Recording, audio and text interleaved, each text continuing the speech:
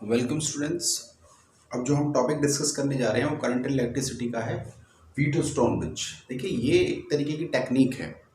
ये ऐसे चार रेजिस्टेंसेस का कॉम्बिनेशन है जिससे हम एक अननोन रेजिस्टेंस का रेजिस्टेंस फाइंड आउट कर लेते हैं। ठीक है, उन चार रेजिस्टेंसेस के अंदर एक स्पेशलिटी ये है कि दो एडजेसेंट साइड का जो रेजिस्टेंस है उनका रेशो टू अदर साइड के रेजिस्टेंस के इक्वल होना चाहिए। ठीक है, उस रेस्पेक्टिवली अगर आपके पास कॉम्बिनेशन आप बनाएंगे तो उस रेशो से आप एक रेजिस्टेंस फाइंड आउट कर लेते हैं। तो चलिए अब हम बात कर रहे हैं व्हीटस्टोन ब्रिज पर। तो it is a combination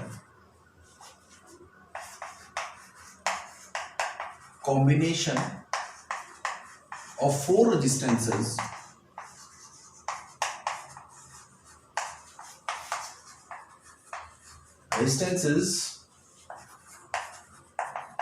which have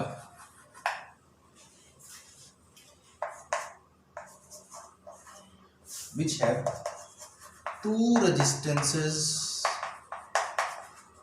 which have two adjacent which have two resistance ratio equal to 2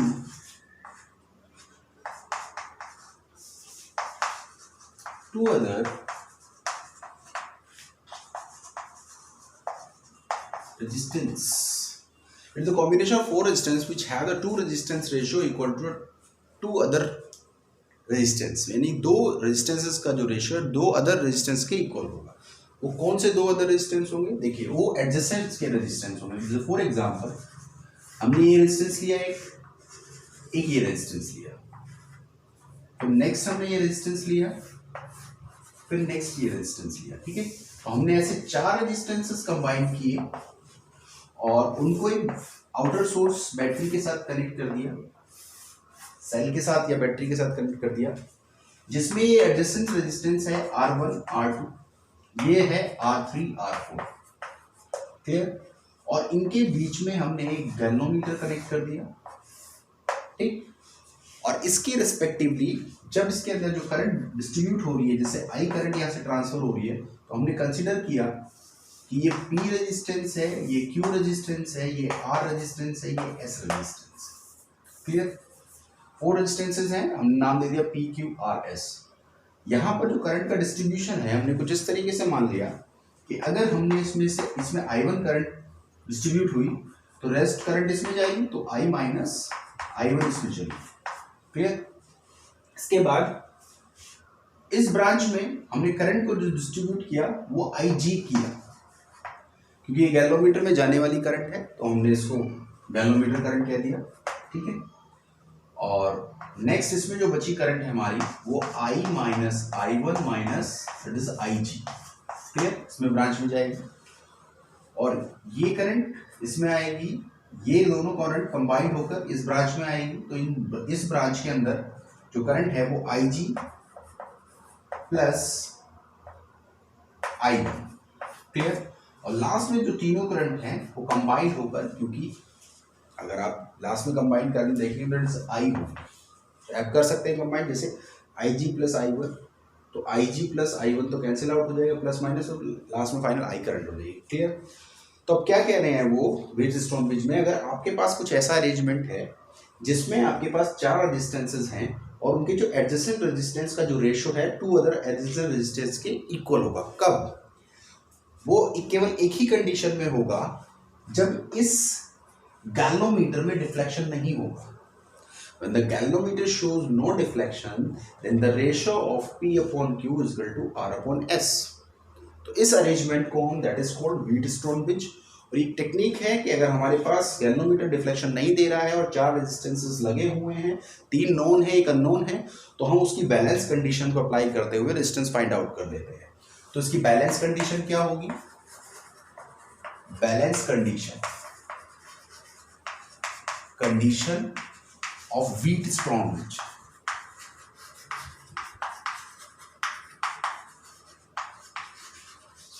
क्या है? When galvanometer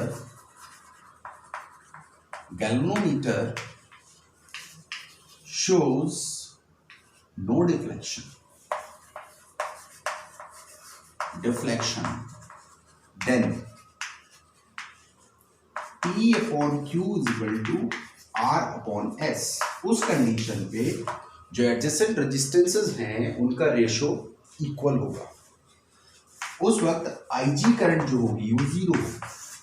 क्यों होगी? उस कंडीशन पर इस पॉइंट का जो पोटेंशियल होगा, लेट हमने इसको A मान लिया, इसको हमने B मान लिया, तो VA और VB potential at balance condition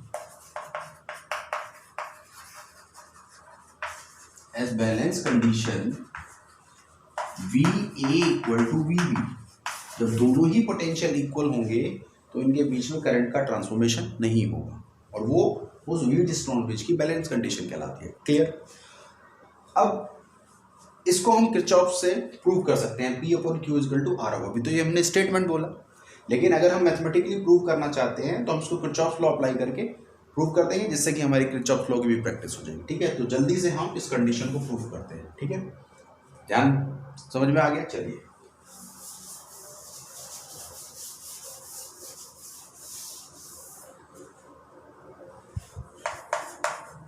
proof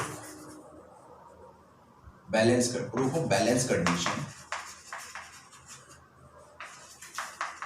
condition bye Kirchhoff law.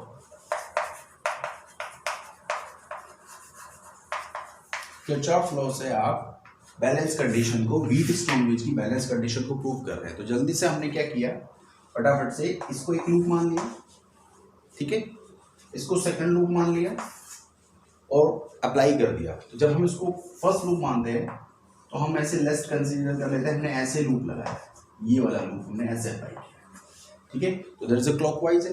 अब क्लॉकवाइज में देखिए, इसका रेजिस्टेंस को RG मान लिया हमने या G मान लिया, तो G रेजिस्टेंस में करंट की डायरेक्शन भी सेम है, लूप की डायरेक्शन भी सेम है। देखिए, ठीक है, करंट कौन सी है? IG। क्लियर?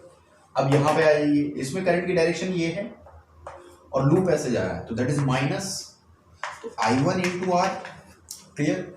इसमें देखिए करंट की डायरेक्शन सेम, वही उसकी डायरेक्शन है, तो यानी प्लस P रेजिस्टेंस मान रखा है इसका, I1 minus I1।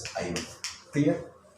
Equal to 0, क्योंकि ये बैलेंस कंडीशन है। बैलेंस कंडीशन पे, at balance condition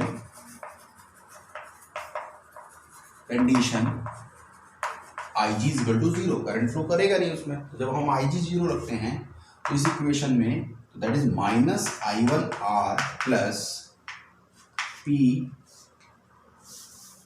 into I minus I1 equal to 0। Equation बनती है P I minus I1 equal to I1R, equation first.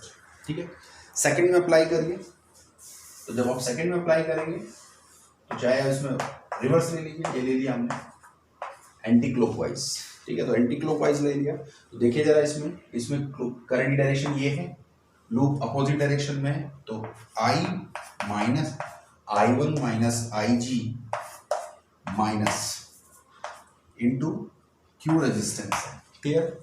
नीचे देखिए, इस वाले में करंट की डायरेक्शन ये, लूप की डायरेक्शन ये, plus IG plus I1 into S। Clear? इसमें आ जाइए, लूप की डायरेक्शन सेम, करंट की डायरेक्शन है, तो plus IG into G equal to, क्योंकि सेल्स में कहीं लगी हुई नहीं है तो 0।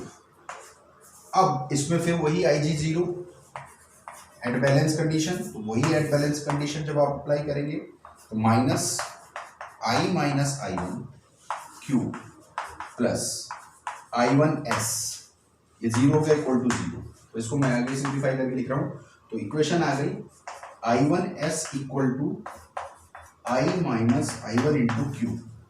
ये इक्वेशन फर्स्ट है, equation second. Clear? Equation first को सेकंड से आप डिवाइड करते हैं। जब आप इक्वेशन फर्स्ट को सेकंड से डिवाइड करेंगे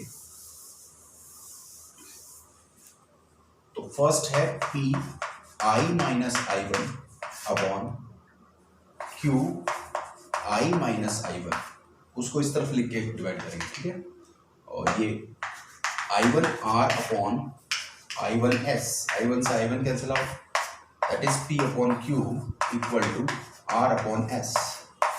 कब? I G is equal to 0, तब हमने एक कंडीशन निकाली। क्लियर होगी बात?